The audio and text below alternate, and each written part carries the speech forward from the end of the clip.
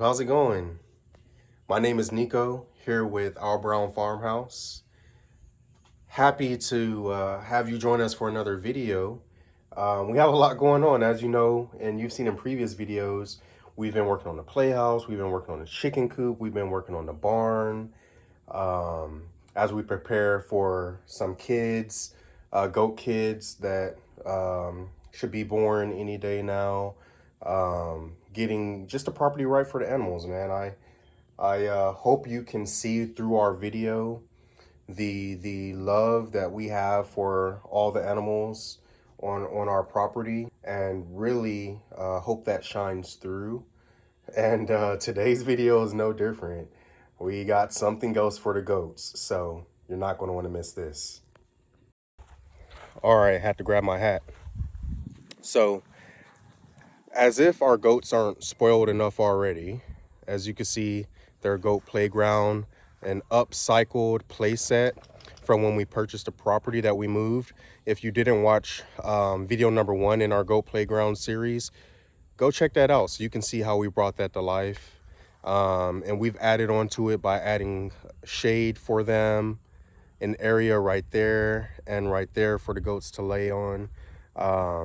Hey y'all, they're spoiled. What can I say? And you know what's crazy about the goat playground is before we upcycled it and then did everything we did to add on to it, our human kids never touched it, which is the reason why we upcycled it. Instead of tearing it down, wasting that wood, we said, hey, how can we use this? You do that a lot on a homestead, right? There's going to be a use for it at some point, and that's what we did with the playhouse. Ever since we've done this, our kids, Egypt and Sahara, play on it all the time. So this has turned out to be a hit for human kids, goats, and goat kids. Can't beat that. But what do we have today? Let me show you. After looking on Craigslist, I was able to find these wood spools, and I have been looking for these for, man, at least 6 months at the right price, right? So this is like your standard size spool, but the one right next to it is 45 inches tall, has a huge diameter on the top for the goats to be able to lie on. Just amazing. And here's the thing, I've seen these going for $60 to $80, which is why it took me so long to pull the trigger and try to make a deal on these. I was able to get these spools for $20 a piece. And I actually have 2 of the larger ones. As you can see, here's one right here that I've already put out. Honestly, not sure how I'm going to implement it to the current goat playhouse. I don't even know if it'll be next to the goat playhouse. So I'm simply going to put them in here for now until I figure that piece out. But once again, some spoiled animals. And I think Frankie's jealous. I hear her drumming over here. Frankie, what are you drumming about? I didn't think you would like one. I didn't think you would get up on top of the wood spool. So yeah, I hear you drumming. Maybe next time. Hey, put in an order. All right, I'll pick it up for you. All right, y'all, so I have these 2 down. I have the does already getting curious. Hey, I've seen some white fur on top of the tire. I was wondering how that was happening. Y'all using that as a scratching post, huh? Okay, hey, sometimes you get uses out of things that wasn't even the intent. That was supposed to be a way to get up to the top platform, but hey, you tell me something. You teach me something, Mama Goat. I like it. I like it. So, once again, not sure how I'm going to use these. I think I'm going to put the shorter one somewhere in this general area for them to lie on. And these larger ones, I'm not sure if I should implement them somewhere around the playhouse or just put them like maybe one next to this tree, one next to that tree, as a way for them to one, be in the shade, 2, elevate themselves while being in the shade, in case it's some place that they want to sleep at night. If they decide they don't want to sleep over here, or they decide they don't want to sleep in the couple of barn stalls that they have access to. So got to figure that part out. But yeah, I'm just gonna leave them over here for now. So yeah, I'm gonna just leave them over here for now until I can figure that part out. Also want to note that the holes that you commonly see on top of wood spools, these aren't that large, but the holes that you commonly see, I am going to cover up with wood, so there's not going to be a hazard there, in case you were wondering. You know what, guys? I just got an idea, and maybe some of you were already thinking of this, so you're 2 steps ahead of me. Maybe you already put it down in the comments, or you were just thinking about it. But I mean, the play area that I have in this pasture is pretty robust. It has a lot going on. It really doesn't need anything more. It would almost be overkill. But in the back pasture where the boys currently are, there's nothing. So I think I'm gonna add these to the back pasture so the boys have something to lie on and play on if they choose. And we rotate the animals, so there will be times where the boys have this pasture and the girls are in the back or the front or whatever. But at least that gives us some versatility. So I'm rolling this. You see me, I'm rolling now. About to run into a tree, so I'm gonna rotate it. But I'm rolling this now back to the boys, and I'm gonna set something up for them. Going straight through that fence right there, and it'll get me straight into their pasture. So about to make that happen.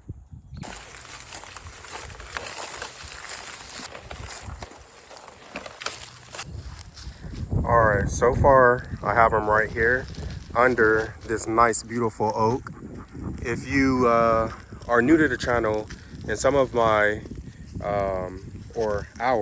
my family and I's videos that we've uploaded already, we talk about one of the things that we really fell in love with when we bought this property. And we have like 13 to 14 huge grandfather oaks that are just, I mean, look at that, y'all. And the other thing is, when we first bought this property, you could not walk underneath any of them. They were that thick. But we came in, we cleared it out ourselves because the quotes to have companies come in and do it was just crazy. So we cleared it out ourselves. And then, of course, the goats have helped with that as well. But I think I'm gonna create something that they could walk across from there to there.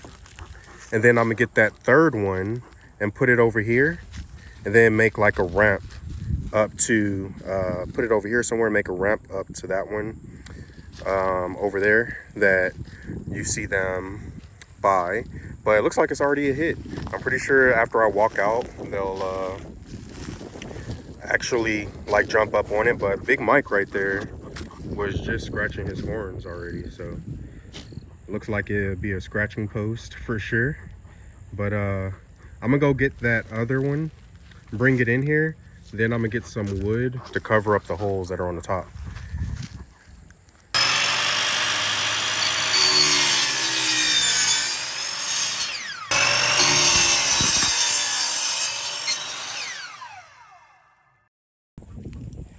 All right, so I've grabbed everything I need. These you just saw me cut are going to be to cover those holes. And I brought some bracing for their feeder. Just needed a little bit more reinforcement, but we're about to make that happen, right, Zeus?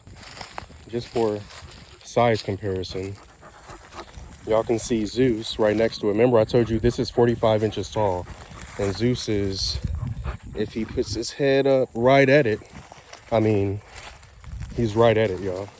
So Irish Wolfhound, big boy. A big boy, but if you're familiar with the Irish Wolfhound, you already know that. Right, Zeus? Right? Right?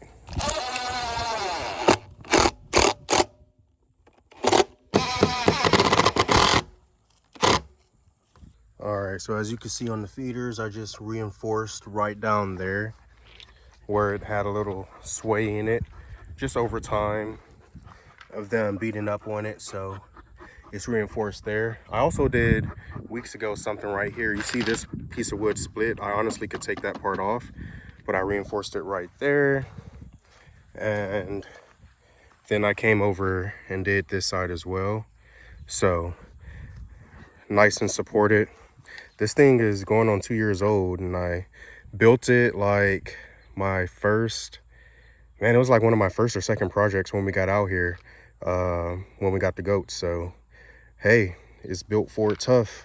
And as you've heard me say in previous videos, do it right the first time, right? This thing's been through a lot, but whether we're feeding them hay, feeding them grain, keeps it out the elements, hey, do it right the first time and you'll be good. And honestly, what I did right there and what I did right there, I didn't have to do. Just gives me even more peace of mind. So yeah. So it's so funny. I was just speaking to y'all and pointing out how on a homestead, keep everything. So over here, I have all kinds of scrap wood, extra lighting, wood, extra fencing, back here in the corner. If you remember when WB broke this 100-gallon tank, I said, hey, I might have a use for it in the future, so I'm keeping it. I could easily repair that. That's from plants and stuff like that. That's a big box that was from a work site I was on. I brought it home, free wood. Never know what I could use that for, whether I keep it as it is or take it apart for the wood, right? Once again, the fencing. So I just found these signs. So if you're already familiar with Natalie and I, then you already know this. If you're not, then now you will know. We've lived almost everywhere in the South: Texas, Louisiana, Mississippi, Tennessee. Now we're in Florida. So this sign is from our time when we lived in some of those other areas. And similar to the license plates that we have that really are a reflection of places that we visited or mean something to us, we kept those because, for one, it's wood. We could have just used it for something else because it's wood. But two, I love the message on it. One of them says, welcome to our home. The other one was a funny sign I got when we lived in Mississippi as well. That said unwanted, or unwelcomed rather, because I just felt like it was funny. All my neighbors thought it was hilarious. At that time, we were living in the suburbs. So half-acre lot, normal type of neighborhood. All my neighbors thought it was hilarious. So I thought, in the spirit of upcycling, since that's what's going on anyway, why don't I just put them on some of the houses? So I think I'm gonna put the Mississippi one on the Goat's Playhouse, and I'm gonna put the unwelcome sign on Frankie's house because that's hilarious. It's an emu. They don't like new things. They're very curious. So if something's in there that they don't like, good luck. It just makes sense. And I think Frankie will like it as well. Hey, Mama. How you doing, Mama? You want to say hi? There you go. Hi, girl. Peaches, Valentine, Snow White, what's up? You're coming to look at your new welcome sign? Hey, you're going to have some new kids, right? Anytime we have guests, we just want to welcome them to your playground, right? So let's check out what I did here. Oh, I think that's pretty fly, y'all. What do y'all think? What do y'all think? Welcome to our home. Oh, yeah. Oh, yeah. Y'all are fancy now.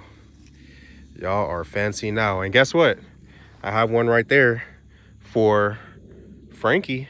About to take that one over there to Frankie's house. People are welcome at y'all's house, but Frankie, you know how she is, so her sign fits her perfectly.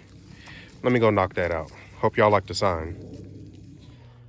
All right, y'all, I'm losing a little daylight, but you can see I have Frankie's food here, but I wanted to show you the sign. So I put it on the front of Frankie's house. Isn't that hilarious? But let me go ahead and top her off. So she'll be ready for the morning time. Go ahead and mix it a little bit for her. And in a Now that all her feed is gone, I literally just took some scratch and some chicken feed and put it in a scoop. And that's why I'm mixing it by hand. But in a future video, y'all will see how we make her food now that it's all gone. I didn't want to make it until it was all the way empty. Just our best practice, and I'm pretty sure if you have animals, you do the same. You never want to just fill your food on top of food that's still in the container, because they could that's old food, right? So if you keep filling on top of the food that's at the bottom, that's older and older and older food, and you just don't want that for your babies, right? So there's Frankie down there. You could barely see her, but there she is. But yeah, she can't make her mind up with what she wants to do for the house. So you see on the front of her house right there, she wants the house to be blessed. You know, bless this home. And she's got her feed bucket in there for whenever, you know, the weather is you know, not nice, we'll say. We go ahead and feed her inside so her food's not getting wet out here on the fence line. You see her light is on, so she has a light at night. But look at that, unwelcome. Hey, Frankie, it's so fitting. So fitting. On the back here, as you know, on the back and on the other side, we have license plates and street signs and her water right there. She has a planter box like the front of the barn, like we have on the front of the barn, but we took the flowers out because she was just picking at them. So yeah, I built this door today, by the way, y'all. Doing projects gets so time consuming sometimes, I guess you could say, that sometimes it's easiest just to go ahead and knock the project out. But this is the door I built, and it's going to go on the stall right there. You see it's wide open, so I'm gonna put it on that stall right there. And we wanted it to be see-through. We wanted it to match right here, since you can see it all from this side. And I think it just turned out really well. I am going to paint it white. The perimeter that you see, that's just the wood, I'm painting it white. But I'm going to go ahead and hang this right now. And Egypt Rose helped me with this project yesterday evening. We lost sunlight. The footage wouldn't have been good. So we went ahead and executed it, and it came out well. As you can see, built this door that I showed you earlier in the video. All the other stall doors you can't see through, but in order to match what we did for the chicken coop, we thought that this would look nice. Plus, it's on the back side of the barn. It gives us the opportunity to see it. So now we have not that one. That one's open. The goats can go in and out of that one. They have minerals. They have baking soda. They have water if they choose to want to get out of the weather. So that one is open for the goats. But we have 1, 2, 3, 4, 5, and 6 enclosed stalls for animals, which is perfect. And yeah, but as you can see, I did go ahead and replace this so that I could get a good latch on it. It opens in. Of course, I'm going to paint that black. We're going to come back and paint the perimeter of that white. But yeah, it's coming together, y'all. Tell me what you think about this door in the comments below. Also, going to fix the board on the bottom there. Screw it back in. As you can see, it's on the ground, so going to fix that. But yeah, let me know in the comments below what you think. Frankie, what's up? All right, y'all, check this out. Now tell me this isn't fitting for Frankie, or really any emu. You know, if you raise them around your other animals, they'll be okay. But if you try to introduce new animals to them, good luck. And if you do it right, over time, they'll get to know each other, and they most likely could be in the same pen. But as far as other animals go, this is very fitting for Frankie and her house. How you like your welcome sign, Frankie? I think it's one of a kind. Yeah, just for you. And her food looks good, so she's good to go. All right, y'all, bear with me. Bear with me. I got you this sign. What do y'all think? I'm gonna hang it really quick. I have your scratch right over there. Your day's about to get started. Just be patient. Let me hang the sign for you really quick.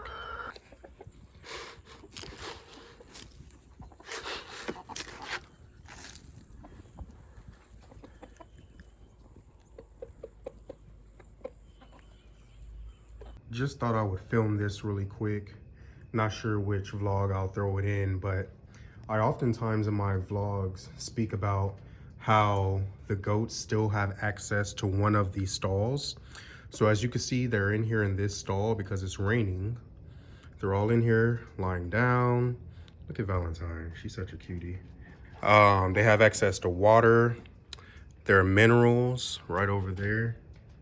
So we have their minerals, baking soda, that's where we feed them if we need to. So yeah, just wanted to show that they do use the stall. They don't just sleep outside and all of that good stuff. We're very fortunate where our property is situated to, God, I don't want to jinx us, but I'll still say it, to where we don't really have any predator issues. So, I mean, between Achilles, Zeus, Bo, even Frankie, you know, they stay pretty far away. Plus, we're surrounded by other properties that have protection mechanisms of their own. So, yeah. All right, y'all, I know it's nighttime, which means the footage won't be the best, but just thought I would show this. So you can see the light, all the light that they still have. Mama goat's still up there. But you can see all the light that they still have at nighttime due to the light that's on the playhouse that we still need to name. So just thought I would show the farm at night, if you will. So let's walk down the fence line towards Frankie's house. As you can see, we have signs everywhere. We love our signs. Right, Frankie? There's Frankie right there, y'all. But even Frankie on her house has a light. So you can see things are well lit for her at night as well. So Frankie's home is well lit as well. As we walk towards the entrance, there's the entrance right there. We can see we have the trees lit as well. So at nighttime, they're illuminated. Beginning on this side, you see we have the bottle brush, one of my favorite trees on the property, right here for sure. Very beautiful tree, especially when it's blooming. Then we have this beauty right here. Everything is symmetric, so we have a bottle brush, a magnolia, then on that side a magnolia and another bottle brush. But you can see how these are illuminated as well. So this magnolia is illuminated, and this tree right here is probably we bought it at 10 foot, but it's already grown and it's only been about 6 months, y'all. I would probably say it's 12 to 13 feet now. And then here's the other bottle brush. So at night, everything is nicely illuminated. We can sit on the front porch and it's just beautiful, beautiful. One of the things we love about the country, and just brings us so much peace, without a doubt, y'all. So